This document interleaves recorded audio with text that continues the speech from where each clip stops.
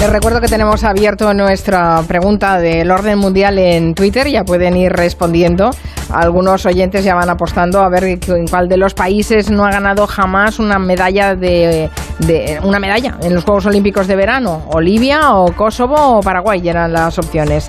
Bueno, y los oyentes también nos han preguntado a vosotros cosas. Por ejemplo, Belén nos envía que ha visto en las noticias que la marca estadounidense de helados Ben & Jerry's en Israel han acabado peleados por una decisión de la compañía, pero no entiende muy bien el fondo de todo esto. ¿Qué ha pasado aquí? ¿Es una guerra de helados, geopolítica de los helados?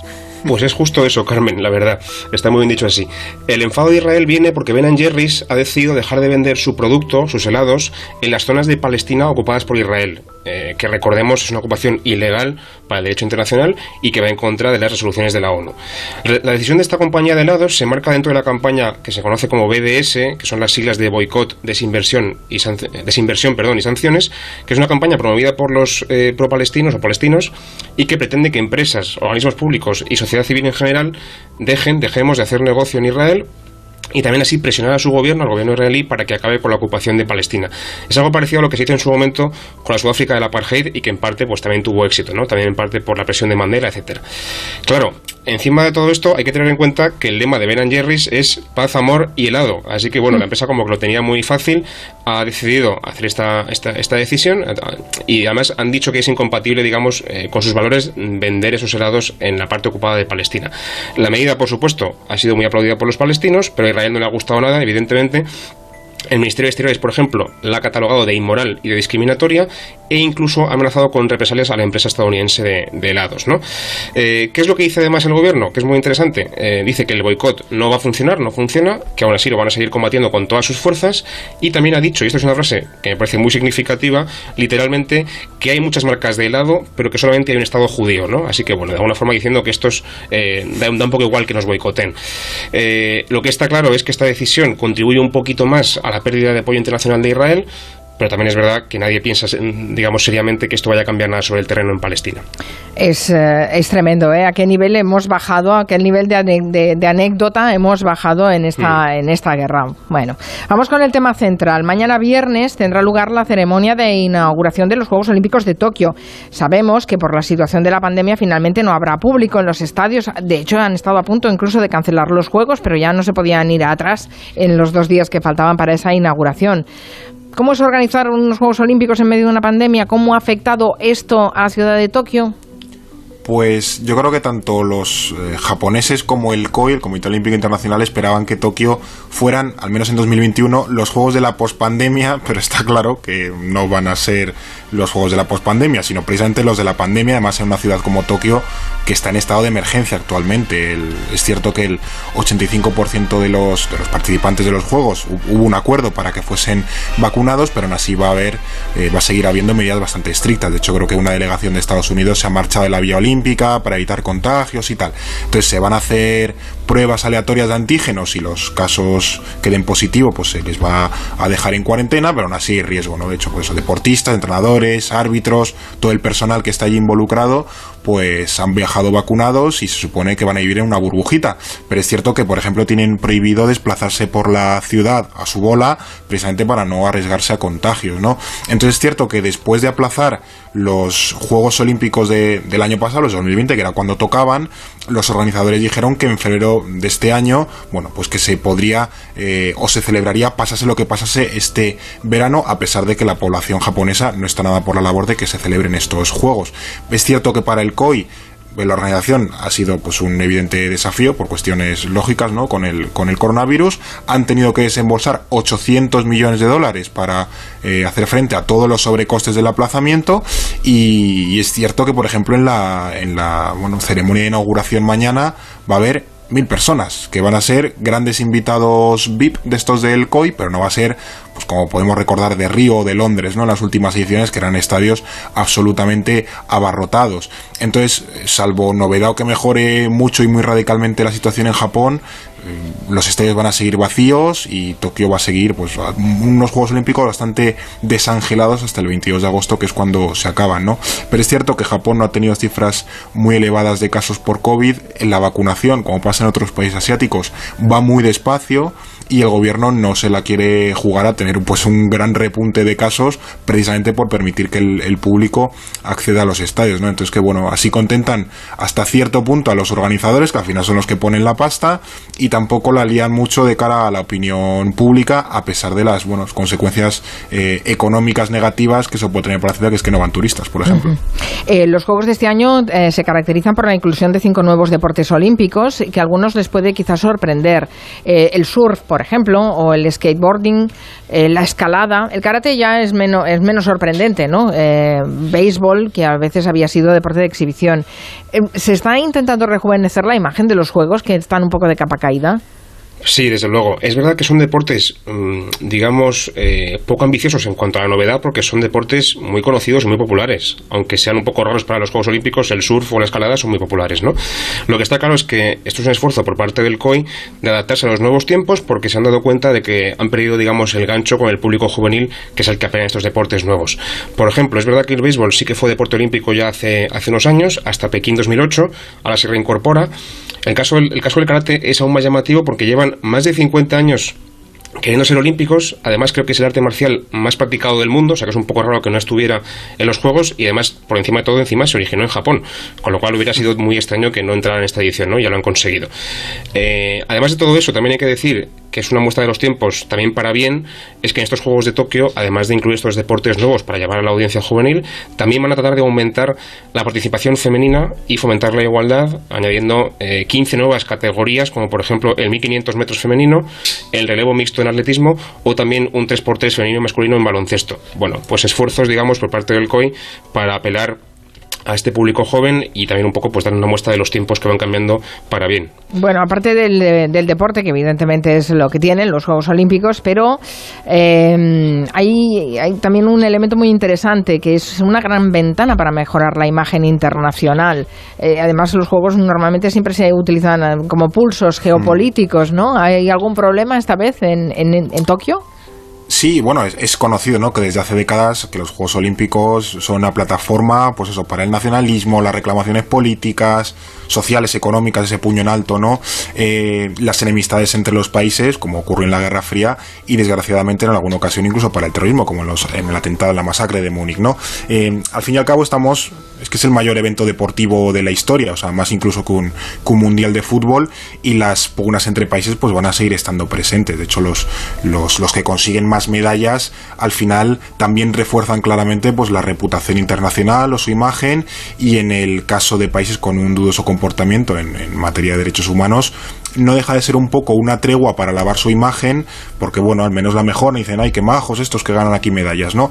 Pero bueno, es cierto que con el tema de la pandemia y la ausencia de público, sí que tiene pinta que estos van a ser unos juegos un poco difuminados, un poco más rebajados, con menos repercusión mediática, y entonces es posible que no veamos demasiada tensión al margen de lo puramente deportivo. Es cierto también que, más allá de los intereses políticos, por ver qué país destaca más en los juegos y tal, también son importantes los intereses empresariales, y al menos en este aspecto las empresas que suele haber, pues de publicidad o las televisiones y tal, son fundamentales. De hecho, en la organización de los juegos, o incluso cuando el COI da o otorga la candidatura o la celebración de los Juegos Olímpicos, es imprescindible los usos horarios y la relación que tienen esos usos horarios con la cantidad de espectadores que pueden estar viendo en directo la competición. Por ejemplo, los Juegos en Asia, mira, ayer le dieron los Juegos a Brisbane, que está en Australia, 2032, los Juegos en Asia, paradójicamente, no son muy bien recibidos en Estados Unidos y Europa por ese motivo, porque aquí es de noche. Entonces, claro, no va a estar la gente viendo las competiciones a las 3 de la mañana, pero si coinciden cuando es un horario más normal, sí que funcionan mejor. Entonces, bueno, y ahí suele haber un problema con los Juegos Asiáticos. Incluso para Japón, que los Juegos salgan bien es muy importante, porque a nivel económico tienen que justificar que se han dejado más de 25.000 millones de dólares en inversiones. Se dice pronto. Y también, claro, y satisfacerá a los patrocinadores del COI o nacionales, que también se dejaron sus 3.500 millones. Entonces, al menos para Japón quieren dar también una muestra de fuerza, sobre todo para con China, que ha enviado a los Juegos de Tokio la mayor delegación desde la historia, y en Río 2016 China fue tercera en el medallero final. Entonces parece que el pique poco a poco, igual que en la Guerra Fría entre Estados Unidos y la URSS, va ahora hacia Estados Unidos y China. Vamos con otras noticias de esta semana. En Francia, lo hemos hablado porque fue muy notorio, el presidente Emmanuel Macron anunció nuevas medidas para tratar de reducir el aumento de casos de coronavirus en el país.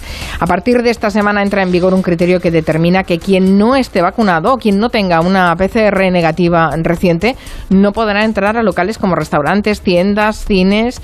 ¿Qué implica esta medida? Bueno, se va a empezar a aplicar ya en espacios culturales como museos, cines, también estadios deportivos. En agosto, dentro de 15 días, se extiende también a restaurantes, cafés o centros comerciales. Y además, a partir de septiembre, va a ser obligatorio estar vacunado para poder trabajar en un hospital, por ejemplo, o en residencias de ancianos, ¿no? A la gente que se dedique a trabajar con gente, digamos, en el sector sanitario o social, tiene que estar vacunado obligatoriamente. Claro, es una cosa muy polémica porque estamos en un país en el que la desescalada y el cumplimiento de medidas ha sido mucho más laxo que, por ejemplo, en España. Y además también estoy aquí, me ha sorprendido muchísimo que incluso los camareros en los restaurantes a veces no llevan mascarilla. Te ponen la cerveza en la barra y van sin mascarilla, ¿no? O la comida. Y además también hay que tener en cuenta que Francia va bastante por detrás, por ejemplo, que España o que Alemania en vacunación, también quizá porque hay mucha gente antivacunas o reacia a las vacunas en este país.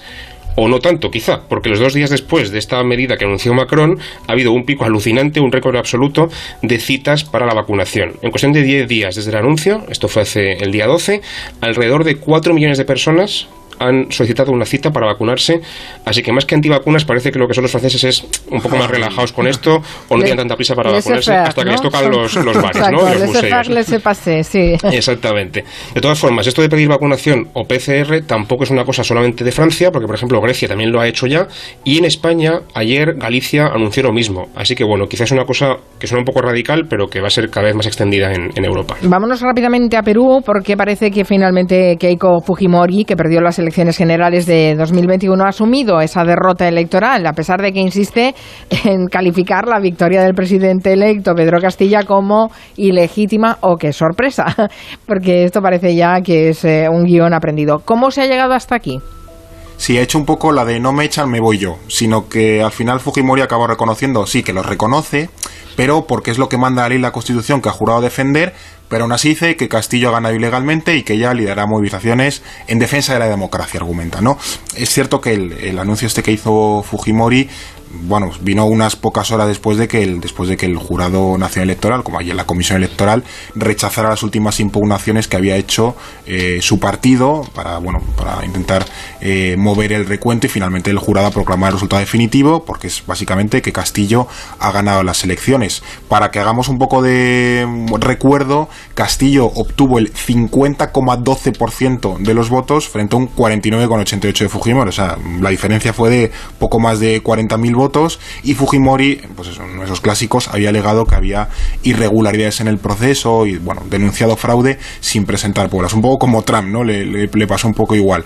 Y es cierto que organismos como la OEA, la Organización de Estados Americanos, la Unión Europea, Estados Unidos, Canadá o el Reino Unido, que estuvieron allí de observadores electorales, dijeron que los comicios en Perú cumplieron con los estándares democráticos exigibles y que por tanto no había ningún indicio de irregularidad. Y ha tardado esto 1 mes y medio, porque bueno, hasta que Castillo ha sido proclamado presidente electo este lunes, y además el cambio presidencial tendrá lugar oficialmente el miércoles 28 de este mes, o sea, en 6 días, que además es el día en el que Perú celebra los 200 años de su independencia, o sea que es muy simbólico.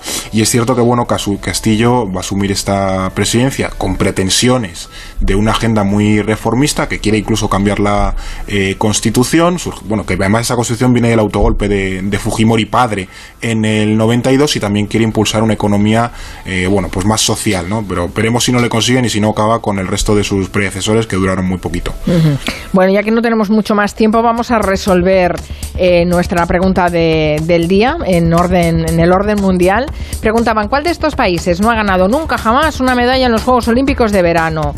Las opciones eran Libia, que lo ha votado el 20,3% de la audiencia, Kosovo, que lo ha votado el 46,8% de la audiencia, y Paraguay con el 32,9% de la audiencia. Y la respuesta correcta es... Libia. Toma. Pues mira, a mí me ha sorprendido bastante. Efectivamente, me ha sorprendido mucho, porque durante la época de Gaddafi era un país bastante desarrollado en África, y pensaba que a lo mejor habían rascado algo, pero no. Han participado de manera ininterrumpida de Seúl 88 y se han comido un rosco en todas las ediciones. Por las dos otras opciones, Kosovo tiene una medalla de oro, lo apuntaba muy bien un oyente en el Twitter, precisamente una judoka, además en Río 2016, tal como yo, Kosovo sacó un oro, y Paraguay tiene una medalla de plata en fútbol. Quedaron subcampeones en Atenas 2004, yo ni me acordaba, pero ahí queda. Muy bien, bueno, pues ya saben que pueden seguir haciendo sus preguntas sobre temas internacionales a contacto@elordenmundial.com o en las redes sociales del Orden Mundial, porque ellos en verano trabajan también. Es que el mundo no para, el mundo no descansa y ellos tampoco. Y además, como teletrabajan, se van a Burdeos y estas cosas, pues no llevamos el micro problema. Exacto, muy bien. Pasadlo bien. Ha sido así, Juan. Pasadlo muy bien. Hasta pronto. Adiós. Adiós.